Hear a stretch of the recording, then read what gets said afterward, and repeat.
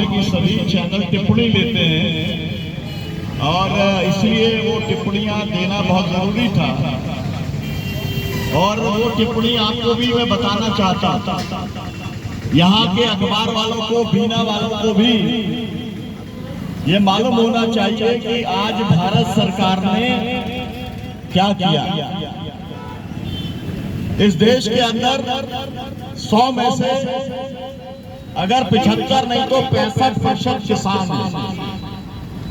उन किसानों के लिए सरकार ने कुल मिलाकर के 3% बजट दिया, मतलब लगभग 48.5 लाख करोड़ का बजट है। उसमें से 1,52,000 करोड़ ही दिया। तो आप समझ सकते हैं कि जो आपके साथ में भेदभाव हो रहा है वो भेदभाव पूरे देश के किसानों के साथ में है। हम लोग किसान संगठनों के लोग बराबर ये कहते रहे हैं कि भाई किसानों की जितनी आबादी है उसी हिसाब से किसानों को हिस्सेदारी मिलनी चाहिए बजट में। आइए स्वागत। लेकिन वो हिस्सेदारी बढ़ाने के बजाय वो हिस्सेदारी लगातार कम होती चली जा रही है। ये अपने आप में बहुत बड़ा सवाल है। मैं आपसे ये कहना चाहता हूं, देश में किसान भेदभाव के साथ में पैदा होता है और भेदभाव के साथ में ही मर जाता है। और उसके मरने का जो इंतजाम है वो हर जगह पे किया हुआ है। मोदी जी के कार्यकाल में 1,764 किसान आत्महत्या कर चुके हैं। ये संसद में दिया हुआ जवाब है। देश के किसान संगठनों ने भारत सरकार से ये कहा था कि किसान चाहता है कि उसे जो वो पैदा करता है उसका पूरा दाम देना चाहिए। जिसका मतलब यह है कि स्वामीनाथन जी, जिन्हें आपने भारत रत्न दे दिया, उन्होंने जो अनुशंसा की थी उस अनुशंसा के हिसाब से सीटी प्लस 50%, मतलब लागत से 1.5 गुना, और उसके साथ में किसान के खेत का किराया और किसान जो पूंजी लगाता है उसका ब्याज, ये होता है सीटी प्लस 50%, जिसे भारत सरकार मानती है, जिसे देश की सभी विपक्षी पार्टियां मानती है, जिसे कांग्रेस ने, समाजवादी पार्टी ने, कम्युनिस्ट पार्टियों ने अपने मैनिफेस्टो में लिखने का काम किया। लेकिन देश के अंदर कोई भी एमएसपी किसानों को देने को तैयार नहीं। तो आज जो बजट आया उसमें कुछ इंतजाम होना था, उसमें कोई इंतजाम नहीं किया।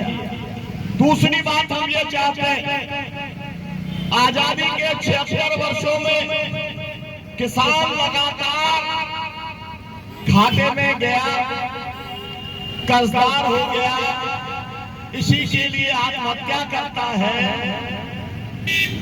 1 लाख से ज्यादा कर्मचारियों ने मोदी जी के कार्यकाल में आत्महत्या नहीं की, व्यापारियों ने आत्महत्या नहीं की, नेताओं ने आत्महत्या नहीं की। किसानों ने क्यों की? क्योंकि वो बहुत ज्यादा घाटे में जाता है। घाटे से निकालने का तरीका ये था कि आप कर्जा मुक्ति कर देते, उसकी एक बार कर देते। हम लोग चाहते थे कि आप एक कानून बनाने का काम करो, लेकिन आपने कर्जा मुक्ति के लिए 1 रुपया भी बजट में आवंटित करने का काम नहीं किया।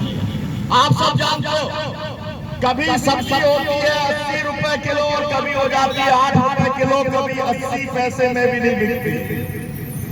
बाजार के अंदर जो उतार चढ़ाव होता है, उस उतार चढ़ाव के अंदर स्थिरता लाने के लिए एक फंड एक समय में सरकार ने बनाया था, लेकिन उस फंड के अंदर भी केंद्र सरकार ने आज जो बजट दिया है उसके अंदर एक भी पैसा देने का काम नहीं किया।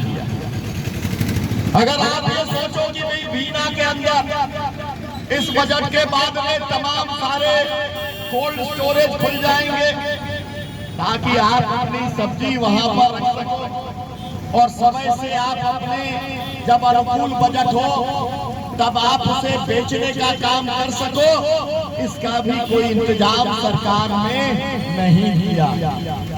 तीसरी बात ये थी, देश के किसान ये चाहते थे जीएसटी खत्म करने का काम करो किसानी उत्पादों के ऊपर। जो भी कृषि उत्पाद है, जो भी खेती के अंदर आप ट्रैक्टर खरीदोगे 18 से 28% तक जो भी आप खरीद लो सबसे ऊपर जीएसटी लगती है। तो आप कृषि उत्पादों पे कृषि उपकरण के ऊपर जीएसटी खत्म करने का काम करो, ये भी सरकार ने नहीं माना। और सरकार से ये कहा हमने किसानों का भी होना चाहिए सामाजिक सुरक्षा, 10,000 रुपए प्रति माह किसान परिवार को दिया जाना चाहिए। उस किसान पेंशन का भी इंतजाम नहीं किया।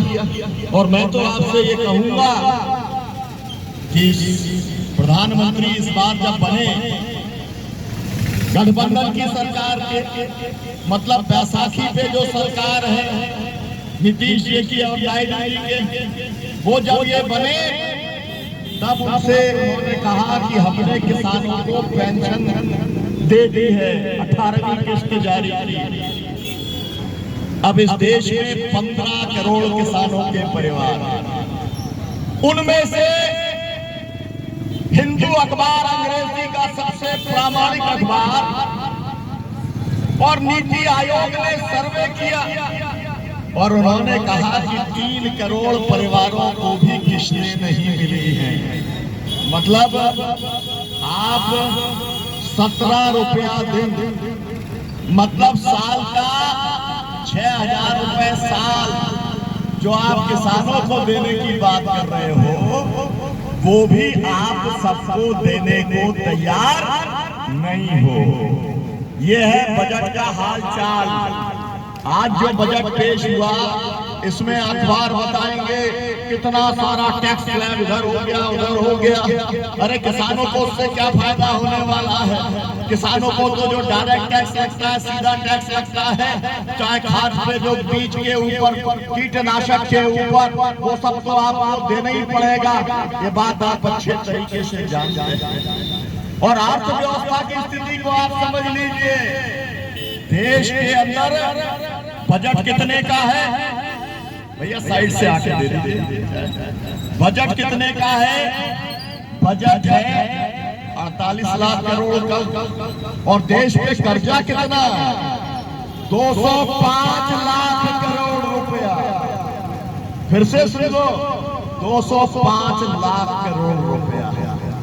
अब ये जितने आप लोग बैठे हो, अगर आप अपने घर का खर्चा चलाते हो, या आपकी पत्नी चलाती होगी, या आपकी माँ चलाती होगी, या आपके पिता चलाते होंगे, वो हुए घर के वित्त मंत्री। अगर आप मुझे बताओ, आपके घर के ऊपर अगर इतना कर्जा हो जाए तो आप कहोगे या नहीं कहोगे कि पिताजी कुछ तो सोचो, खर्चा करने के बारे में कुछ तो विचार करो। आप सोचो, देश के ऊपर जो कर्जा है उसका ब्याज पटाने के लिए 20% खर्च हो जाता है देश के बजट का। मतलब अगर 100 रुपए आपके घर की आमदनी है तो 20 रुपए तो ब्याज पटाने के अंदर चली जा रही है। यह है देश की अर्थव्यवस्था। और अगर यही अर्थव्यवस्था रही तो कुल मिलाकर के क्या होगा? बेरोजगारी बढ़ेगी, महंगाई बढ़ेगी, मुद्रास्फीति बढ़ेगी। कल के अखबारों में आप पढ़ोगे सरकार ने बेरोजगारी पर फोकस किया। क्या फोकस किया है आपको बताता। 1 करोड़ लोगों को 5 साल में 5,000 रुपया 1 साल तक दिया जाएगा। इसका मतलब समझे आप, 20 लाख लोगों को 1 साल में दिया जाएगा 5,000 रुपया। पहली बात तो ये कि 5,000 रुपया न्यूनतम मजदूरी भी नहीं है। मतलब आपने क्या किया, भारत की सेना के अंदर आपने अग्निवीर लागू किया कि हमारे जो सैनिक बनेंगे 4 साल के लिए उनको 30,000 रुपया महीना मिलेगा। पहले साल 30,000, बाद में 40,000। लेकिन अग्निवीर योजना का आपने पूरे देश के बेरोजगारों में विस्तार करने का काम कर लिया। सेना के अग्निवीरों को तो मिलेगा 30 या 40,000, लेकिन बेरोजगारों को मिलेगा 1 साल तक केवल 5,000।